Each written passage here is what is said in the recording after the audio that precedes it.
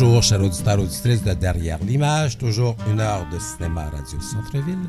Guy Ménard à l'animation, accompagné de Pierre Pajot. Bonjour, Pierre. Bonjour, Guy Ménard. Bon matin, Pierre. Toujours en forme le matin, Pierre. Non, on te reconnaît. En principe, tu devrais avoir Jésus pas mal dans le même trou qu'on appelle. Ouais, mais c'est pas grave. Oui, on connaît bien l'expression. C'est pour Fabiola pour l'introduire à notre langage. Bien oui, parce que... Hein? Merci, Pierre. Nous allons bien sûr rencontrer Fabiola Pierre Monti ainsi que Brigitte Poupard dans le premier segment afin de parler de À travers tes yeux. Et le deuxième segment est consacré au film de Xiaodan He, qui est Marial Maville. Bonjour Fabiola. Bonjour Fabiola. Brigitte. Bonjour. C'est intéressant parce que Brigitte, on s'était vu, hein? Ben oui, Où vont les âmes? Voilà. Et là, on avait parlé un peu beau, à travers tes yeux, puis tu as dit, là, il faut faire une entrevue à travers tes yeux. Ouais. Il faut que Fabiola soit avec moi, parce que c'est également son film. Hein? C'est un film, comme j'en sais, c'est un film un peu à quatre mains. Oui, carrément. Oh, hein? Et c'est un documentaire pour moi profondément intime où Fabiola, bien sûr, était adoptée à l'âge de 3 ans à Port-au-Prince et elle retourne en Haïti pour la première fois, accompagnée de Brigitte, sa mère, afin de comprendre ce qu'un peu aurait été ta vie si tu étais resté sur place. Puis c'est important parce que, oui, Brigitte est là, mais ta sœur aussi t'accompagne. Oui. C'est presque un film de famille. Hein, carrément. Derrière tout famille. Ça. Et là, tu prends la caméra et que tu racontes de l'intérieur ton point de vue, cette rencontre avec les êtres sur place, les différents intervenants. Puis pour moi, c'est un voyage entre les images d'archives, entre des rencontres bienveillantes, hein, entre tes origines, des confrontations, hein, des mères biologiques et non biologiques, on peut dire de cette façon-là, intergénérationnelles. C'est vraiment un film d'amour. Oui, tout à fait. D'amour, de bienveillance, comme tu l'as dit, et sur la dignité humaine aussi, je pense. Oui. Et tu en avais parlé un petit peu lors de notre première entrevue, mais je pense que la genèse est importante. Hein, parce que derrière tout ça, Brigitte t'a un peu poussé en fait, la note en disant... J'ai pas poussé, mais en fait, c'est que... Identitaire. Oui. C'est qu'à l'âge de 18 ans, Fabiola commençait à avoir un spleen existentiel, en fait, des questionnements. Ouais. Mais là, je sentais que les questionnements étaient assez troublants aussi. Donc, moi, j'ai dit, je pense qu'il faudrait que tu retournes en Haïti. Et donc, on a décidé de faire ça ensemble. Puis après, comme elle avait beaucoup de talent en photographie, et c'est une cadreuse naturelle, j'ai dit, ici, on documentait ce retour-là, et c'est toi qui tiens la caméra. Et tranquillement, pas vite, c'est devenu le projet du film. Mais c'est comme si ça nous donnait un prétexte, le fait d'avoir un projet, ça nous donnait un prétexte pour le faire. Et vraiment, c'est pas se censurer dans les questions qu'on avait et tout ça. Donc, c'est vraiment le projet, comme le psychologue l'explique aussi dans le film, c'est comme une façon de sublimer aussi la peur, l'inquiétude, tout ça, de l'adversité, etc., dans un projet artistique.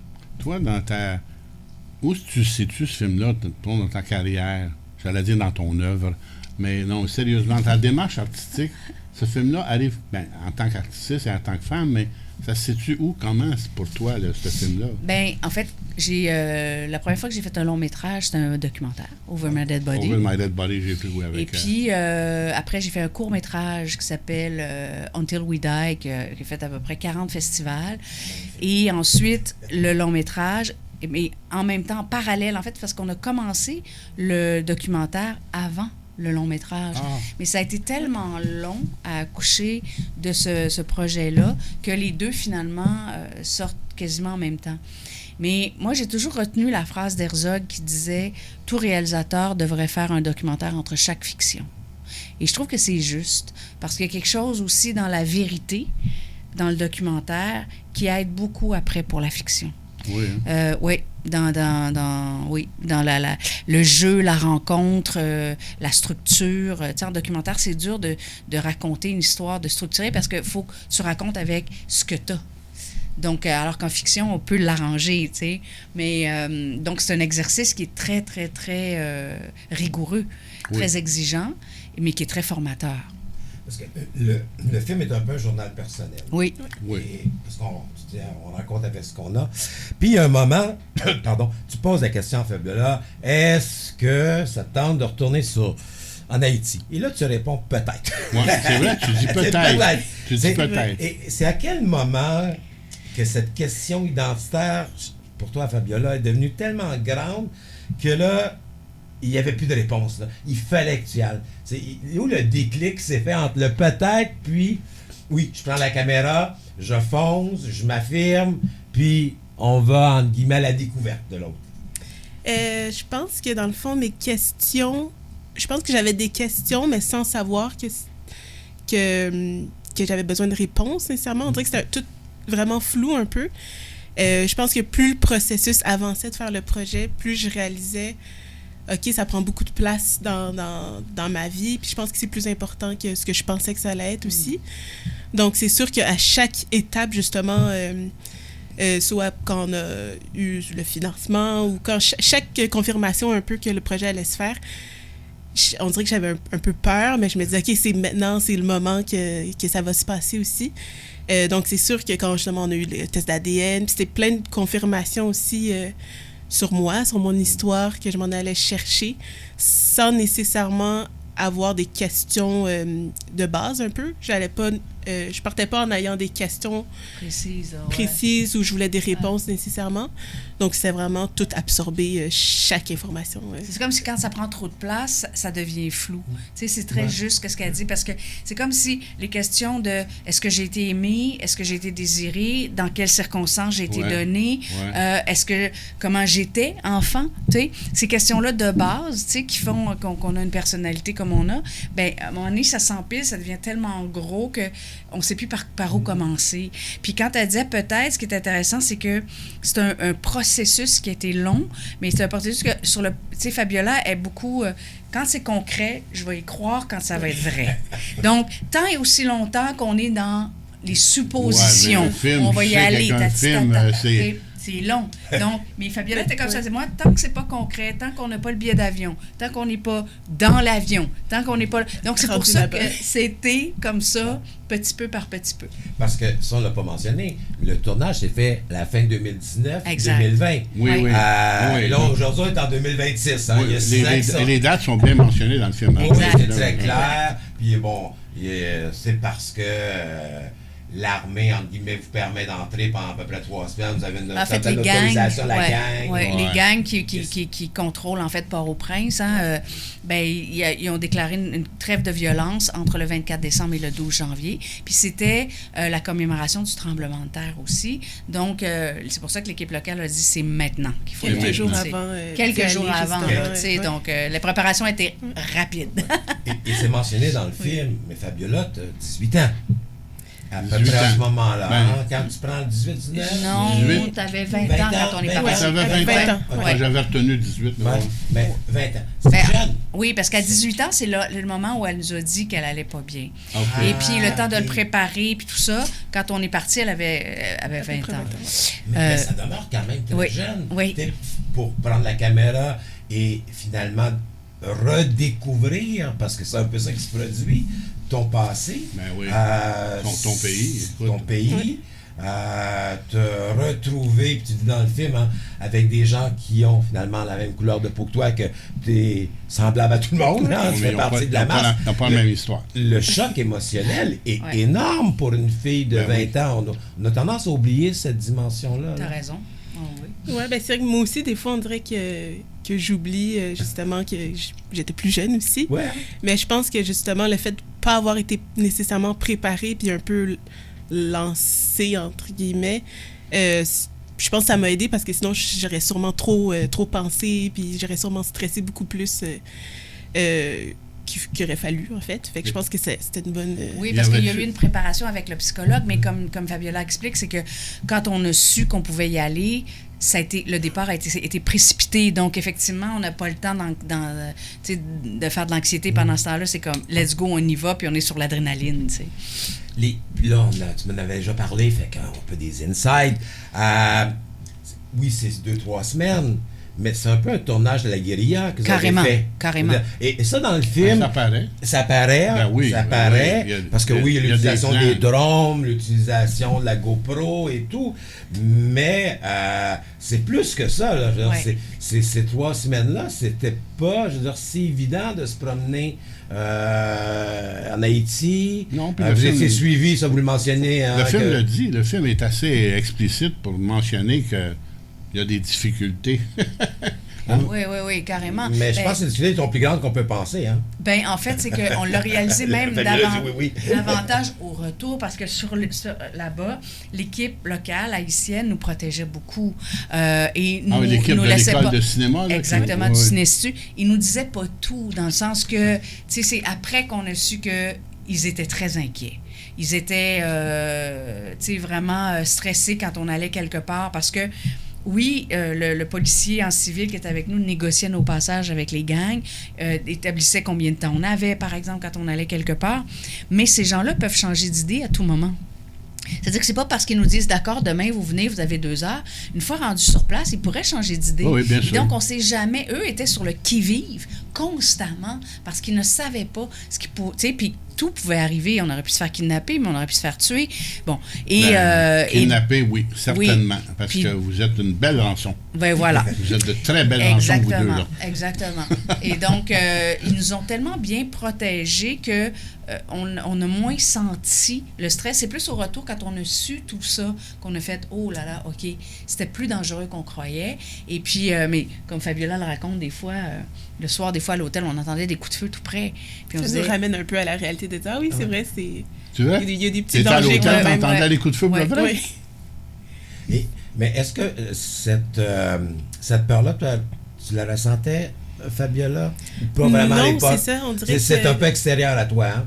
Oui, mais on dirait que j'étais consciente qu'il y avait des risques, mais justement, on dirait que l'équipe nous faisait vraiment pas sentir le stress.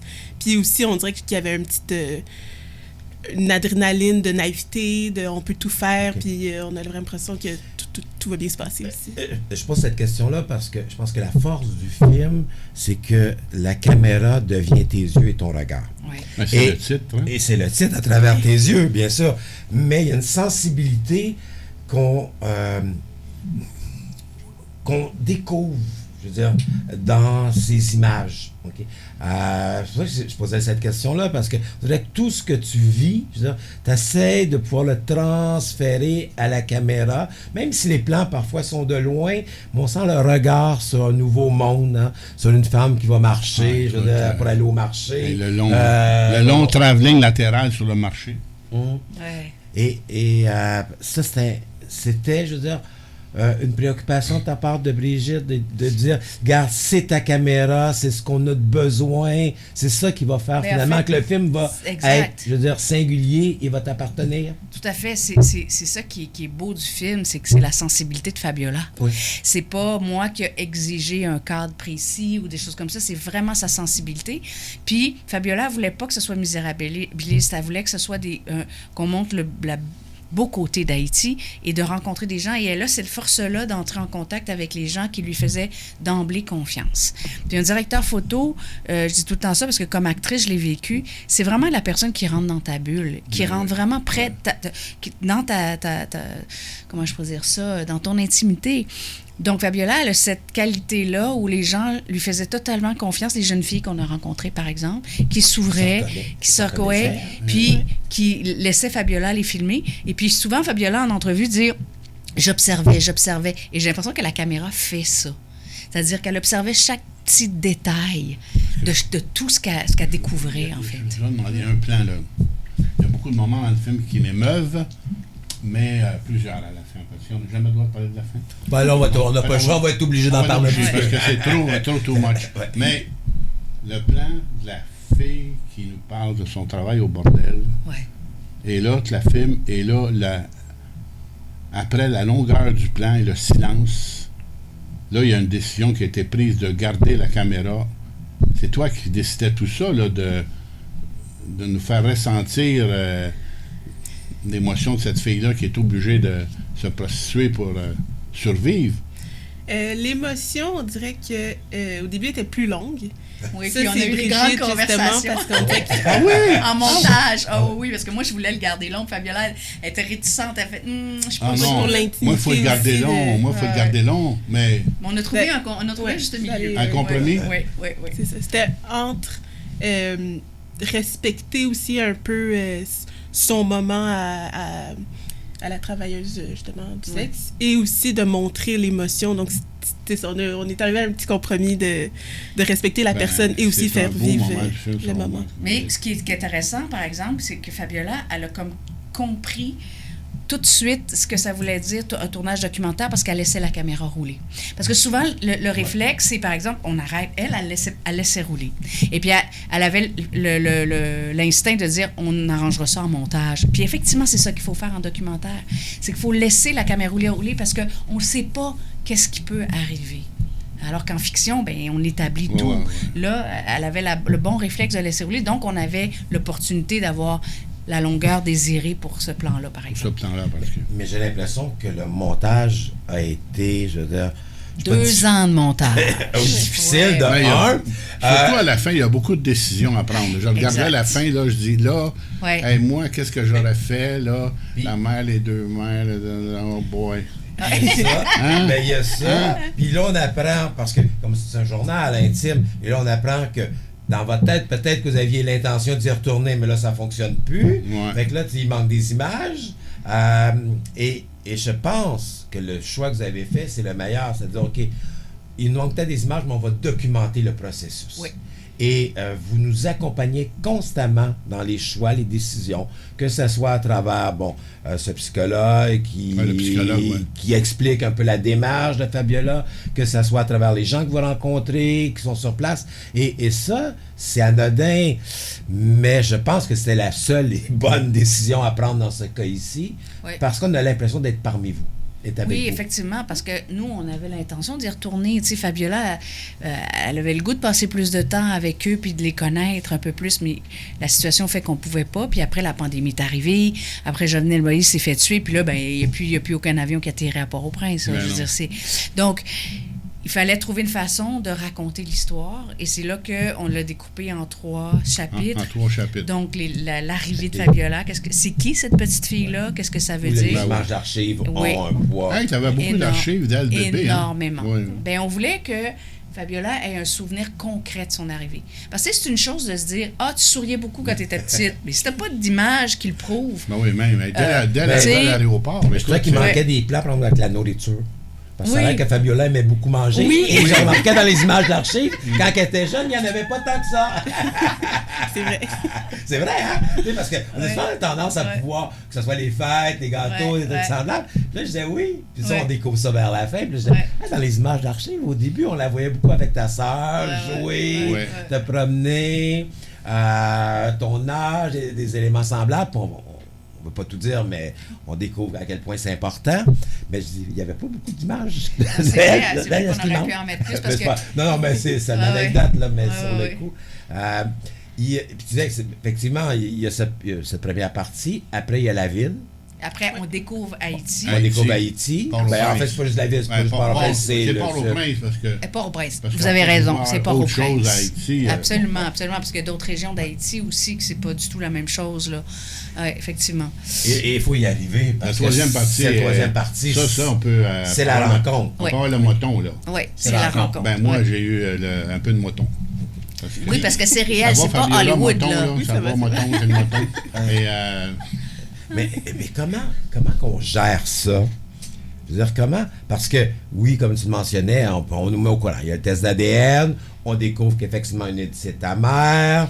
Là, vous êtes sur place, vous avez 3 semaines ou un peu moins pour pouvoir les rencontrer. C'est pas évident. On décide de les faire venir à l'hôtel, on prépare la caméra. Ouais. Tu dis c'est pas Hollywood, mais il y a quelque chose plus d'hollywoodien dans la façon que je le présente. comment on se prépare à ça? Il y a une fébrilité. Ça devait être effrayant. Hein? Comment tu Parce que sentais? tu allais rencontrer Oui. ta mère biologique, là, ouais. Ouais, ben c'est ça, il y avait tellement d'émotions, puis même moi, je comprenais pas exactement Ouais. comment je me sentais avant, mais je sais qu'avant la rencontre, justement, j'ai eu aussi un appel avec José, mon psychologue, donc ça m'a aidé aussi à extérioriser, parce que j'étais remplie d'émotions, de me dire, OK, c'est ce moment, je retrouve après toutes ces années ma mère biologique, puis aussi c'est tous les questionnements un peu que je pouvais avoir, que là, à ce moment-là, c'était le moment pour avoir toutes les réponses aussi. Finalement, j'ai pas compris beaucoup du barrière de la langue. Mais sinon, c'est ça, c'est étrange. C'est un peu de stress, mais d'excitation, mais de peur aussi. Donc, il y a plein d'émotions qui se mélangent en même temps. Mais c'est ça, je pense que l'énergie était bonne, puis ça vraiment, ça a été très fluide, puis tout s'est vraiment bien passé. Mais vous nous aviez préparé une certaine forme de questionnement, parce que c'est au milieu du film, hein, c'est la 45e minute où vous rencontrez Innocent Rose Myrtha. Oui. Et qui, elle, rencontre sa mère, revoit sa mère. Oui. Puis tu lui demandes comment ta mère agit lorsque tu l'as revue. On est dans le montage, on est au cinéma, hein, on s'organise. Puis là, la réponse, c'est pas celle que j'espérais, mais elle était contente. Puis finalement, on découvre qu'elle aussi était contente de revoir sa mère. Fait que vous nous préparez un peu une certaine forme d'anxiété derrière tout ça en tant que spectateur, parce que cette rencontre-là, il y a plein de petits moments dans le film, hein, Mais c'est intéressant, qui nous dit comment ça va se passer. Exact. Ils vont tous s'embrasser, ils vont tous se regarder de loin. Puis il y a quelques plans qui sont beaux, mais celle-là, oui, je veux dire, il est un peu hollywoodien, puis c'est mon côté un peu romantique, mais lorsque ta mère, et vous prenez la main, puis vous Oui, mettez la main. Le gros plan de la main, là, c'est un des forts, ça. Il n'y a pas un mot. Mais là, on sait. Là, la rencontre, c'est fait. Ouais. La rencontre, c'est fait. Mais c'est juste ce que vous dites, parce que le montage a été en fonction de ça. Les jeunes femmes qu'elle rencontre, c'est tout par rapport à leur relation aussi avec leur mère. Même la travailleuse du sexe, elle dit, ma mère, c'est ma meilleure amie, elle m'a eu à 16 ans, je l'ai aidée, mais là, je lui ai dit que si elle avait un deuxième enfant, je l'aidais plus. Rose Myrtha, qui a été placée par sa mère dans une famille, qui est devenue rester avec, et qui l'aura rencontré sa mère une fois qu'elle était protégée dans ce foyer-là, tenu par une ONG. Donc, elle a pu revoir sa mère biologique. Effectivement, ça ne s'est pas passé comme elle aurait voulu, mais elle était quand même contente de la rencontrer. Donc, effectivement, on prépare le terrain, mais on ne sait jamais quelle boîte de Pandore on va ouvrir. On ne sait jamais ce qu'on va découvrir. Puis je pense que ça fait partie du stress aussi que Fabiola avait, c'est-à-dire, qu'est-ce que sa mère avait à lui révéler? Et ça, c'est troublant. Tu sais pas dans quelles conditions tu as été mis en adoption. Ça fait que là, tu es sur le bord d'apprendre quelque chose qui est fondamental. T'apprends ton histoire, en fait. Exact. Ouais. Et aussi de rencontrer le père. Oui. Oui. Et puis le tactile dont vous parlez, c'est-à-dire que c'est vrai, j'avais l'impression des fois que la mère, elle touchait à sa petite fille de 3 ans.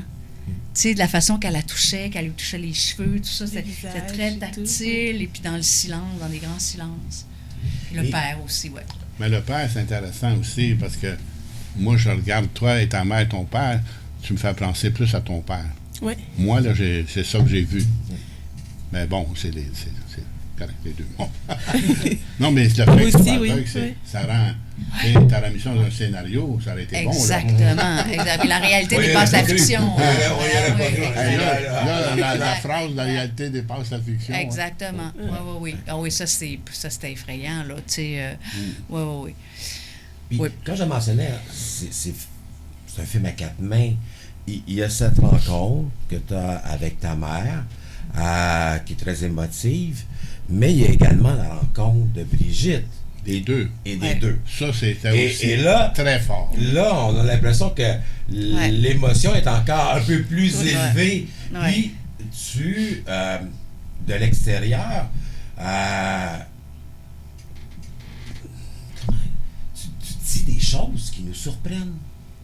C'est des choses qui nous surprennent parce que, puis tu mentionnes, l'adoption est toujours bienveillante, on veut bien faire les choses, Puis là, tu apprends que finalement, on a menti à cette femme-là, que théoriquement, elle aurait dû avoir des photos, théoriquement, elle aurait dû voir sa fille. Et là, tu as un remords. Absolument. Tu as un remords. Absolument. Et là, Absolument. tu l'as élevé pendant 20 ans ou 18 ans. Ouais. Et tu dis, excusez-moi, Oui. je suis désolé. Oui. Je veux dire, cette phrase-là, elle est puissante, là. Ouais. C'est ta fille, t'es face à la mère, et là, nous, en tant que spectateurs, on se questionne. Mais c'est On parce se que ça- questionne sur le rôle de l'adoption. Oui, Et tu le et dis, voilà, que et ça s'est voilà. transformé avec les Ouais. années. Fait que le film nous Ouais. amène aussi, en tant que spectateurs, à se poser des questions sur la bienveillance. Hein. Ben, on évolue comme société, une chance, mais c'est sûr que ça remet en question bien des choses. Et puis, je m'excuse, il est rempli. Puis, ça n'empêche pas l'amour, tu sais, Non. l'amour On inconditionnel ressent que j'ai son pour amour. Fabiola et tout ça. Et tu le Mais dis. j'ai trouvé ça cruel, moi, d'avoir dit à cette femme-là, vous allez revoir votre enfant à l'âge de 9 ans, alors qu'à nous, il nous disait qu'il fallait couper les ponts complètement avec la famille biologique. Donc, on se faisait dire deux choses complètement différentes, et c'était cruel pour elle parce qu'elle l'a attendu. Alors, moi, je me suis sentie mal à l'aise par rapport à elle parce que j'ai trouvé ça cruel, puis aussi par rapport à Fabiola, qui aurait peut-être voulu connaître son histoire beaucoup plus tôt dans le processus. Donc, j'étais mal à l'aise par rapport à Fabiola et Eunide à ce moment-là précis. Ouais. Il nous reste 2-3 minutes. Fabiola, est-ce que c'est vrai que l'art est thérapeutique? Je pense que oui. Non, que l'art est thérapeutique. Je pense que oui. Je pense que ça m'a fait du bien d'y aller, mais sous une autre... Dans le fond, d'avoir un œil extérieur, mais avec la caméra, puis d'être un peu dans mon coin, puis de capturer des petits moments que, pour moi, je trouvais beaux, puis justement, c'était ma découverte, vraiment, à travers les images. Sinon, vas-tu devenir cinéaste? Je sais pas, Ça, mais peut-être j'ai comme bien ça. aimé. Mais J'ai pourquoi beaucoup- pas? Puis Ouais. tu retournes en Haïti, puis tu fais des vraies images d'Haïti, Ouais. pas les crottes d'écoute, là. Bon.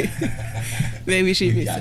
Mais il y a des belles images d'Haïti. Ben Parce que oui. ça, on n'a pas parlé, Non, parce non, que non, on n'a on pas parle parlé. beaucoup d'un film Parce qu'il y a intime, comme il y a un mais portrait du pays, mais il y a là, un portrait de Port-au-Prince. du pays, de Port-au-Prince, un peu du Sud Ouais. également, Ouais. où vous y ajoutez une dimension politique. Là. Ouais, ouais. On, Oui, on une est dans dimension. dans un film de transmission, de rencontre, de rééducation, mais au-delà de ça aussi, il y a un regard sur la société actuelle, Exact. sur la place des femmes dans cette Oh, mon société Dieu. et la La place des difficulté, femmes. je veux dire, de trouver leur C'est place. Là. plutôt inquiétant. Reste au Québec, voilà. Reste au Québec. Non, je n'aime pas ça là-bas. Là, pas. Mais c'est intéressant parce que là, on discute, mais tu sais, la mère biologique, Eunide, elle dit, ben non, elle est beaucoup mieux où Ouais. elle est actuellement et elle est vraiment consciente de la difficulté de la place des femmes en Haïti. Ben, c'est parce qu'il n'y a pas d'éducation. Il n'y a presque pas d'éducation pour les femmes. Il y a une précarité parce qu'il n'y a pas beaucoup de travail. Donc, tu sais, l'autonomie financière et l'éducation, c'est ce qui a, en fait, fait évoluer énormément notre condition. Oui. Et le féminisme, en fait, c'est de ça que ça parle. Donc, les femmes n'ont aucune autonomie financière ou très peu. Donc, c'est très, très difficile, Ils effectivement. deviennent pour elles. esclaves. Ouais. Ouais. Donc, on vous invite tous à aller voir ce très beau documentaire de Brigitte Poupard et Fabiola À travers À tes travers, mon yeux. Dieu. Le titre est tellement justifié. à travers tes yeux. À travers tes yeux. Merci beaucoup. Merci à vous. Merci, Fabiola et Brigitte.